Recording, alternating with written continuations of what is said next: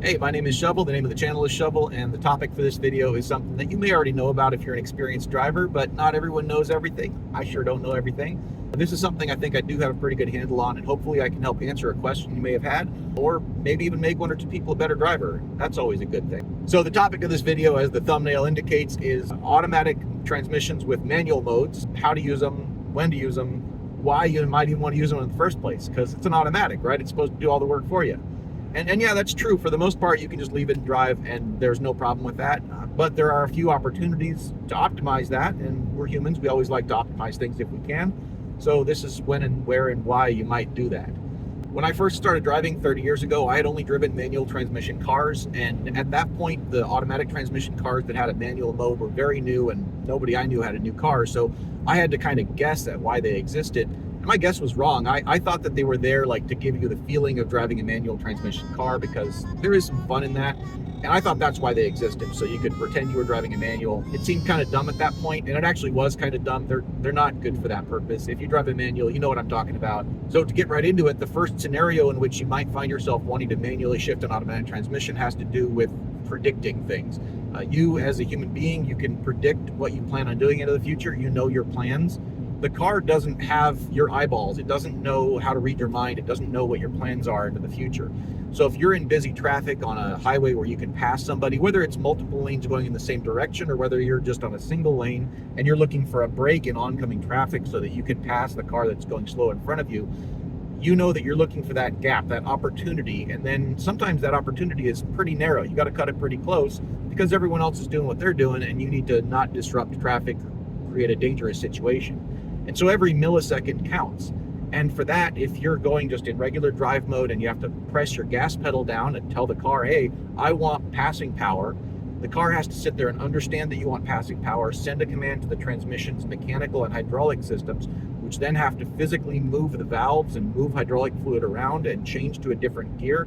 Then they have to report back to the engine control computer, hey, I've changed the gear, open up the throttle, and that takes time. Now, it works a lot faster on modern cars. They are way better at this than they ever were. So in order to tell the transmission up front, hey, I plan on passing, so I want you to already be in the appropriate gear, you can shift down manually. So just move your shift lever over, or whatever your car's individual setting is to do that. You can shift down one or two gears. You're already in the gear you need to be in for passing. Mash the gas pedal down, and it's already in the correct gear. And knowing which the correct gear is, of course, takes practice. The nice thing with practicing on these cars is the automatic transmissions that have a manual mode, they won't let you screw up. They will not let you put them into a mode that causes damage. The next scenario in which you might find yourself wanting to take over for the car and tell it what gear to be in has to do more with your terrain or the type of traffic that you're in. So if you're in some foothills where you're just going up and down gentle hills, or you're in traffic that keeps kind of changing from a slower speed to a faster speed but never really finds a steady equilibrium, you might choose to tell the transmission, you know what, let's just stick to this one gear. That way you're not shifting back and forth. It'll keep the transmission from warming up. It'll keep some wear out of the transmission. And then once you get past that foothill area, or once you get past that traffic, go ahead and pop it back over into drive and continue on your way. It might be useful to have a bit of context as to when or how often you might actually choose to do this, because if you haven't done it before, you may not even know like where to start, when to start. And knowing like how often someone experienced would do that would be a little bit helpful. The trouble is, it's a bit like answering the question, how long is a rope, or how much paint do I need? There's a little extra information that has to be there. Now for context, I live in a city, but it's a relatively small city as cities go. And on a typical drive, whether it's during rush hour or not, I don't at all use this. It's just not part of the driving that I do on a daily basis or on a regular basis. Because I know it's there, sometimes if I'm in a situation like I'm driving out of town, right now I'm out of town a few miles, I might find myself in some foothill situation and go, you know what, I'm going to go ahead and choose to put it in a certain gear just so it doesn't shift back and forth. The one that I do almost every time I get into that situation, though, is this third one, and that has to do with going up and down hills. You might be familiar with the sound a semi-truck will sometimes make when it's slowing down. You've heard this, I'm sure, whether you live in a mountainous area or not. You've heard a semi-truck do this. What that truck is doing is something called compression braking, or using its Jake brake. And the mechanics of a Jake brake or compression braking in a diesel engine are a little bit different from the under hood mechanics of a gasoline powered car, but you don't need to worry about those. From the driver's seat, the perspective is kind of the same. you're using the resistance built into an engine that's not being given fuel in order to slow down or regulate the speed of your car when you're going down a hill.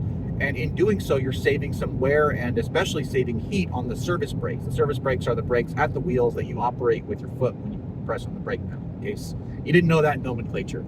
So the service brakes, when they get way too hot, will stop being functional. I'm sure you've seen runaway truck ramps if you've driven out west anywhere that there's hills. Runaway truck means its brakes stopped working and it's having some trouble, and that driver is probably having the worst day of his life. So in order to avoid heating up those brakes and making them non-functional, you can regulate your downhill speed using engine braking. And that's where you can use the manual mode on your transmission in order to slow down while going down a hill. Now, in order to show you that, I have to go up into those hills up there. So I'll talk to you in a minute.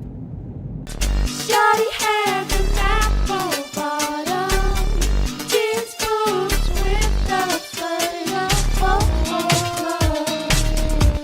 looking at her, yeah.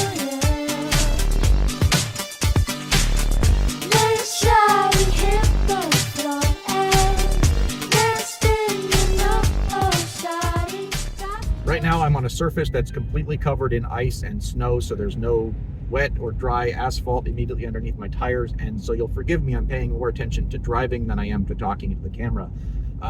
But for this surface, I've decided that in order to maintain my downhill speed, it's appropriate for me to be in third gear. And so in third gear, that's providing some engine braking, but it's preventing me from having to press the brake pedal and potentially lock up one of my tires. Now, of course, I have modern ABS and modern traction control that will step in and do the best it can, but what's even better is not locking up a tire to begin with. And in a minute here, we'll be able to start demonstrating the engine braking going down a steeper part of the hill without having to deal with the snow and ice part of the equation. Okay, so for this part of the hill right here, it's going to start speeding me up. I don't have my foot on the accelerator at all, and yet my engine speed and my road speed are picking up a little bit. So if I want to regulate that speed, I can go ahead and shift down a couple gears, and that's going to do this, and run the engine speed up to a higher RPM. My foot is still not on the gas or brake, but you can see that it's holding my speed steady without my foot on the gas or the brake. And if it starts getting away from me, I might choose to go ahead and tap the brakes a little bit, bring my speed down a little bit, and put me back at the speed I want to be going. And then if I get to a flatter part of the terrain where it's no longer, trying to drag me down the hill faster than I want to go, I can go ahead and just pop up to another higher gear and keep doing that until I'm out of the mountainous area. Last but not least, there's probably some value in talking about the different levels of interactivity that cars will offer you, because of course every car is engineered a bit different for a somewhat different purpose, and so the level of involvement they'll give you is naturally going to differ. And I don't just mean the mechanical controls, like the stuff you physically touch, although that kind of plays into it. It's also what level of involvement it gives you while you're driving. Some cars, like the one I'm in right now, allow you to choose an upshift or a downshift, so you can choose whatever gear ratio is valid at that moment. If it's not going to put the engine out of its normal safe operating range, you can tell it to shift up, even if it wouldn't naturally decide to under those conditions, and it'll hold the gear that you put it in. There are some cars that let you do a manual upshift or downshift to any gear you want that's valid, but after a period of inactivity, they'll revert back to drive mode automatically, like the Hyundai Veloster that I rented a couple years back in Florida. That one, if you didn't touch the paddles for a little while, it would go back to drive mode automatically, which I thought worked out pretty well. That was actually pretty nice. On some other cars, like my Ram 1500, those don't allow you to do a forced upshift. They'll only downshift, so you can only tell it the limited range of gears you want it to be in, and it'll stay within that range, but it'll shift itself automatically as it feels like it needs to within that range. Because the transmission on every modern car is computer controlled, it doesn't actually matter what physical form these controls take, because it's really just a little switch sending a request to the computer, and the computer's taking that under advisement and then making its own decision anyways. So it doesn't really matter what shape they take. However, I've noticed just in my experience that the sportier the car, the more physical those controls are going to take, because they're going to allow you to do a mechanical upshift. So that's why like performance cars will often have the flappy paddles, because then you can tell it up, down in the moment as you're trying to do high performance stuff with that car.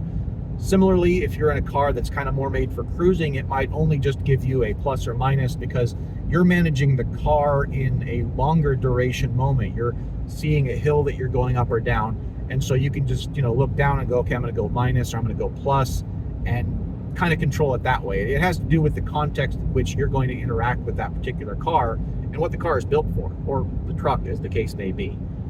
You might also be wondering about older cars, and let's take a look at an older car and how those work, because they actually still have these same controls. They're just laid out a little differently. On older cars, that function's still going to exist. You'll just typically see it show up like PRND21 or PRNDL, and sometimes they'll have a little thumb switch that you can operate while you're driving conveniently to lock out fourth gear. In this case, this is a 4-speed transmission, but fourth gear is overdrive, and the definition of overdrive is actually not that important for this purpose. It just lets you choose to drop down into third gear if you're in fourth, or you can drop down into second or even first if you have to. But generally speaking, the behavior is exactly the same, whether it's this older type or it's the newer type that we were talking about earlier in the video. Or, of course, manual cars are just going to have, a manual transmission. So hopefully that's been useful information for you. Thanks for tuning in, and I'll talk to you next time.